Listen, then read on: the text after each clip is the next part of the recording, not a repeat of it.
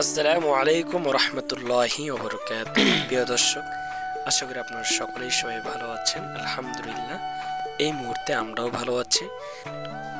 তো আপনারা যেই দৃশ্যটি দেখতে পাচ্ছেন সেটি হচ্ছে আমাদের পিরোজপুর টুনা গ্রামটি।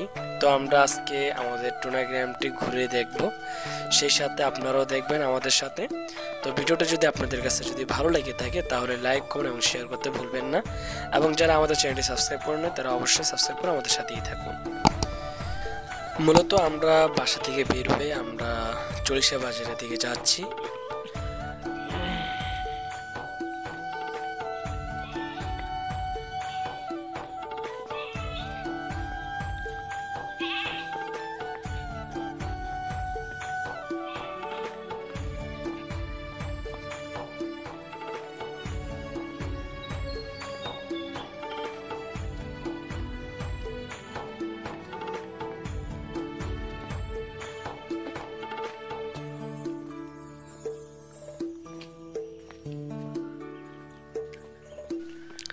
আমার মতো কে কে আপনারা গ্রামের রাস্তাগুলো পছন্দ করে থাকেন?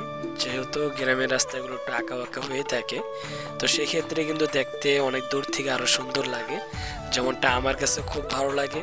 তো আপনাদের কাছে যদি ভালো লেগে থাকে তাহলে সেটাও আপনারা একটু কমেন্ট করে জানিয়ে দিতে পারেন যে আমার মতে কারা কারা একমত আছেন।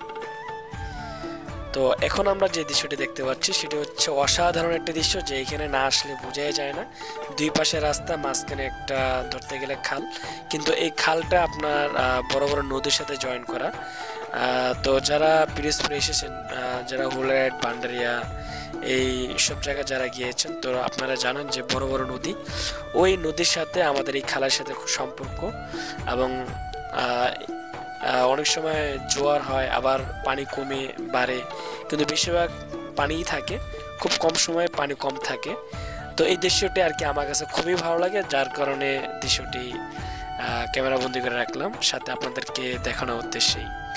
তো যে ছাওয়াটি দেখতে পেলেন সেটি হচ্ছে আমারই ছাওয়া, কিন্তু প্রচণ্ড রোদ ছিল, যার কারণে পরে চিন্তা করলাম যে থাক ছাওয়াটা নাই ডিলিট করি। তো এটা সহ আর কি আপনাদের দেখানোর উদ্দেশ্যে ভিডিওটি করা।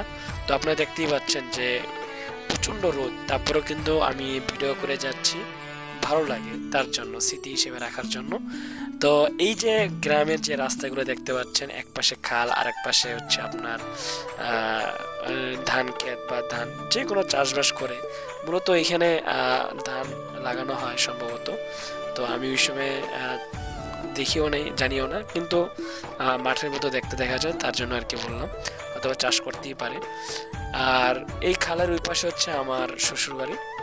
আর এই জায়গাটি যে আপনারা দেখতে পাচ্ছেন, এইখানে মূলত আপনারা অনেকে জানেন এবং চিনেন যে তোষক যে বানানো হয়, যে তোষকের ভিতরে যে নারকেলের যে ছোলা, আমাদের এইখানে নারকেল ছোলাগুলো অনেকগুলো জমা হয় এখানে। মূলত তোষকের ভিতরে যে নারকেলের ছোলাগুলো থাকে এখানে আমাদের সেই ধরতে গেলে কারিগর কিংবা কারখানা। তো এই যে দৃশ্যগুলো যদি আপনাদের কাছে যদি ভালো লেগে থাকে, গ্রাম দৃশ্য অসাধারণ, যেটা আমার কাছে খুবই ভালো লাগে।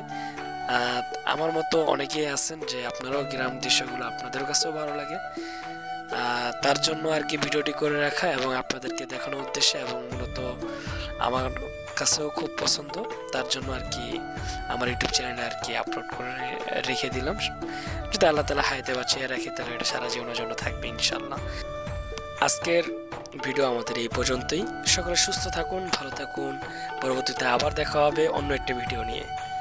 আসসালামু আলাইকুম রহমতুল্লাহি ওয়া বারাকাতুহু।